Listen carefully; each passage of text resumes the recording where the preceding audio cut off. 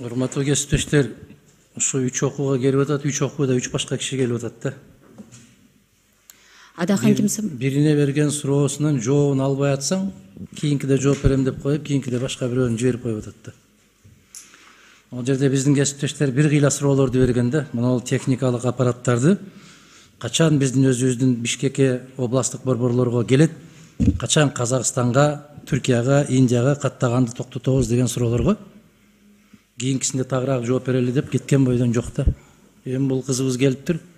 Кызыбыздын күнөөсү жок, бар деди келет да. Мына ушуга биз комитет катарында бир аз көңүл буруп коюшубуз керек. Азыр деле карап отурабыз, баардык келишимдерге ошол министрдин орун басарлары. Балеге ушуларды калтырып коюп, министрлер саясий кызматты ээледик деп отурушат да. Ошо көңүл буруп койсоңуз да, эмне үчүн ошо башка киши келип атат? Кандай дейсиз? Садыков улан келди эле. Бул боюнча Улан Асанбекович Садыков келип жүргөн. Бүгүн бизде коллегия болгону үчүн министр жалпы саламаттык сактоо уюмдары боюнча. Ошондуктан Улан Асанбекович менен Гүлнара Маришевна ушул жакта болду. Тартип деген ушундай болот да. Илгери жогорку кеңештин комитетинин же жогорку кеңештин жыйыны болот дегенде өкмөт дагы жыйынын токтотуп койчу эле.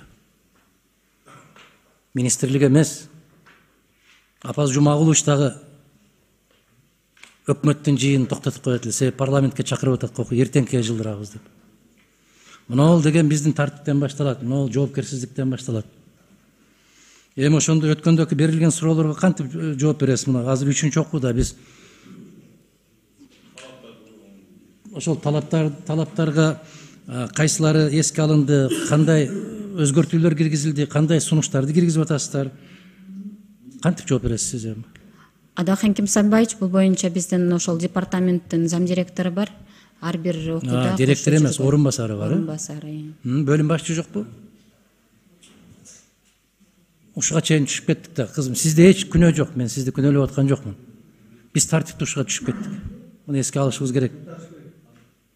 Токтотушубуз керек мындай нерселерди. Азыр мен ушу сунуш берердин алдында өзүмдүн негиздемемди айтышым керек да, сиздер ынанышыңыздар керек да.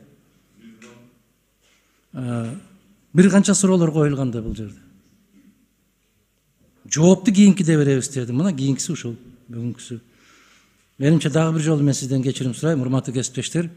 Ошол тийиштүү жетекчилер өзү келип, могу жерде биздин депутаттардын, комитеттин мүчөлөрүнүн берген суроолоруна жоопторун алып келгенге чейин токтотушубуз керек. Ушундай сунуш берем, добушка койсоңуз, рахмат. Рысланович.